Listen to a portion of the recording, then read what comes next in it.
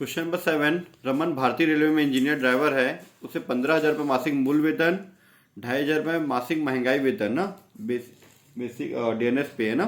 ठीक है, इंग्लिश में पढ़ते question. Raman is an employed engine driver in Indian Railways. He is getting 15,000 per month as basic pay, 2,500 per month as DNS pay, 2,500 per month as DNS allowance. DNS allowance normal है ना, DA dash वाला नहीं है, special नहीं है। 16,500 as running allowance भी इसको मिलता है ना। तो पहले बेसिक सैलरी 15,000 पर मंथ के हिसाब से 12 महीने का, DNS पे 2,500 पर 12 महीने का, और DNS अलाउंस 2,500। ये हो गया, ठीक है, क्लियर इतना। अब उसके बाद जितने भी इसको अलाउंस मिले सारे टैक्सेबल हो जाएंगे। ठीक है, अलाउंस मिला है 16,500 एज रनिंग अलाउंस। इसका रूल है 10,000 पर मंथ या फिर 70% of allowance, which ever is less. ठीक है, रनिंग अलाउंस आपको मिला 16,500 मिला है। List of the following is exempt. ठीक है, रनिंग अलाउंस का जो भी मिला उसका 70% है ना। पहले रनिंग अलाउंस जो मिला हुआ है 16,500, ये ए पॉइंट कोई काम का नहीं है। ठीक है, क्योंकि हमेशा 70% उससे कम ही आएगा। बी पॉइंट है 70% ऑफ रनिंग अलाउंस, 16,500 इंटू 70%, ये आ जाएगा। C point 10,000 per month. ठीक है, इस लाइन को आप लोग हटा सकते हो ना, क्योंकि 70% तो हमेशा इससे कम ही आएगा ना। तो इसको डाल दो ए पॉइंट और इसको डाल दो आप लोग बी पॉइंट। 70% ऑफ अलाउंस जो मिला आपको और 10,000 per month. Running allowance means duty के टाइम पे आप आउटसाइड जाते हो। ठीक है, ट्रांसपोर्ट वालों को, रेलवे वालों को, एयरवेज वालों को लोग को मिलता है। ठीक है, जो खर्चा करते हैं उसका।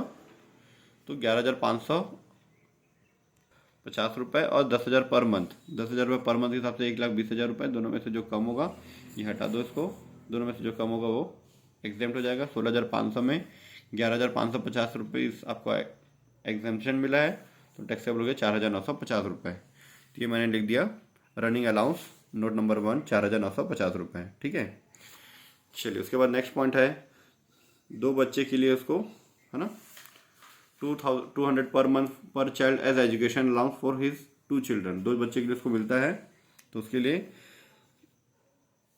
यहाँ पे हिंदी में लिखा हुआ, ध्यान देना आप लोग। शिक्षा भत्ता education allowance 100 rupees per month मिलता है पर चाइल्ड है ना। मैक्सिमम 2 चाइल्ड के लिए मिलता है, अधिकतम 2 बच्चों के लिए मिलता है। ठीक है, एग्जाम्पशन। तो बाकी देखते हैं हम लोग यहाँ पर 200 पर मंथ मिला है 2 चाइल्ड का, 12 महीने का, 4800 रुपये। एग्जाम्पशन कितना मिलेगा 100 रुपीज़ पर मंथ मिलेगा 2 चाइल्ड का, 12 महीने का, 2,400 रुपये। 200 रुपीज़ मिला है, एग्जाम्पशन मिलेगा 100 रुपीज़। ठीक है, तो टैक्सेबल हो गया 2,400 रुपये। नेक्स्ट पॉइंट है house rent allowance, sorry hostel allowance ना। One of his son is staying in a hostel on which Raman is spending 800 per month. Raman उसमें 800 रुपये खर्चा करता है। He is getting 500 per month for his son as hostel allowance for meeting his this expenditure. Means इसके boss से उसको 500 per month मिलता है। ठीक है, उसके बॉस से कितना मिला उसको 500, मैक्सिमम 300 रुपीज़ अलाउ है। हॉस्टल अलाउंस मिला है 500 पर मंथ के हिसाब से 12 महीने का 6,000 रुपये। एग्जाम्पशन कितना है 300 रुपये पर मंथ है। 6,000 का 300 रुपये के हिसाब से 300 रुपये पर मंथ के हिसाब से 12 महीने का 3,600 रुपये, माइनस कर दिए तो 2,400 रुपये टैक्सेबल। चलिए आगे देखते हैं। 250 per month as city compensation allowance CCA, पूरा टैक्सेबल होता है। 400 per month as uniform allowance fully spend on employment purpose. Employment के लिए पूरा यूज़ कर लिए, जॉब के लिए पूरा यूज़ कर लिए तो फुल्ली एग्जेम्प्ट है।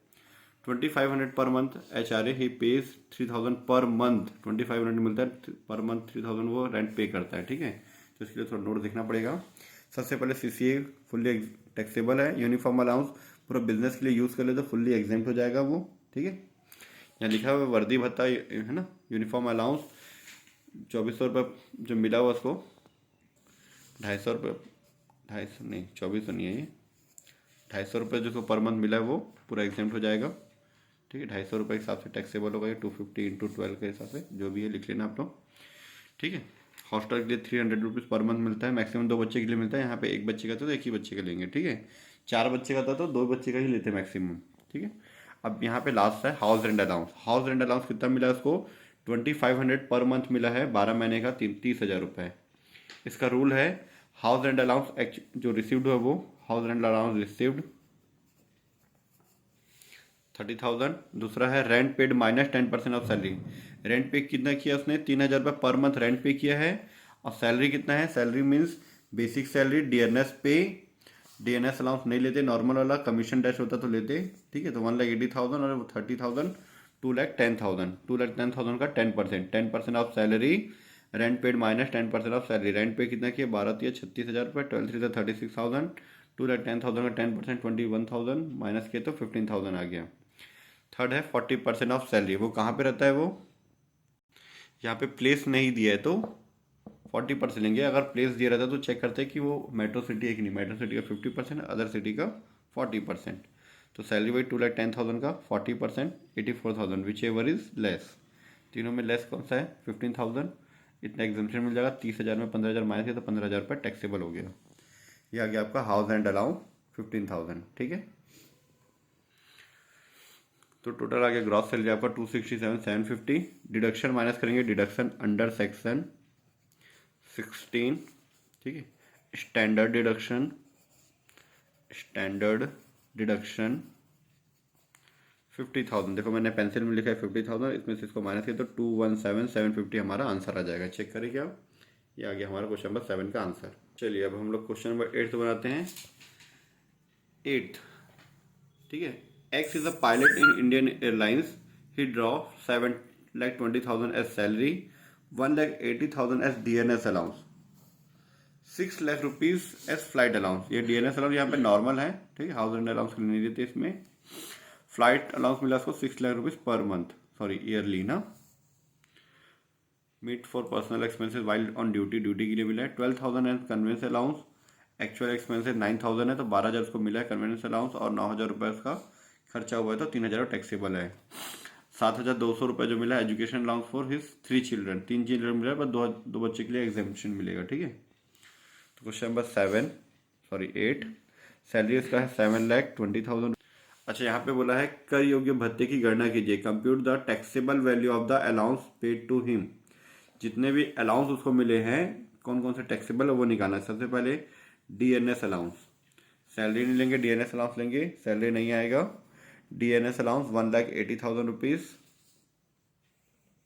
ठीक है। इस कॉपी में क्लियर नहीं है, इस कॉपी में बताता हूँ आपको। फ्लाइट अलाउंस रिसीव हुआ है 6 लाख रुपए, ठीक है। List of the following is exam 10,000 per month के हिसाब से 12 महीने का 1,20,000 रुपये। 70% ऑफ अलाउंस रिसीव्ड है ना, रिसीव्ड की स्पेलिंग मिस्टेक, ठीक है। 6 लाख का 70% 4,20,000 रुपये। दोनों में से जो कम होगा वो एग्जाम्पशन मिलेगा। 6 लाख रुपये आपको मिला है, 1,20,000 एग्जाम्पशन, तो 4,80,000 रुपये, तो वो 4,80,000 रुपये टैक्सेबल हो गया, ठीक है। डीएनएस अलाउंस मिला था 1,80,000 रुपये, flight allowance 4,80,000 taxable, travelling allowance 12,000, ठीक है। कन्वीनियंस अलाउंस है ये 12,000 रुपये मिला था, 9,000 रुपये यूज़ हो गया, 3,000 रुपये टैक्सेबल। एजुकेशन अलाउंस 7,200 रुपये मिला है, 100 रुपये के हिसाब से 2 बच्चे का मैक्सिमम डिडक्शन मिलता है। 12 महीने का 2,400 रुपये, टैक्सेबल 4,800 रुपये। चारों को ऐड कर दिया तो टैक्सेबल हो गया 667,800। कुछ लोग का ये डाउट रहता है कि इसमें 50,000 का डिडक्शन क्यों नहीं मिला, जैसे सैलरी मिलता था। यहाँ पे आप टैक्सेबल अलाउंस निकाल रहे हो, पूरा इनकम फ्रॉम सैलरी नहीं निकाल रहे हो। इनकम फ्रॉम सैलरी होता है तो ग्रॉस सैलरी में से माइनस करते हैं, ठीक है। ये सिर्फ टैक्सेबल अलाउंस है। क्वेश्चन नंबर 8 हमारा कंप्लीट।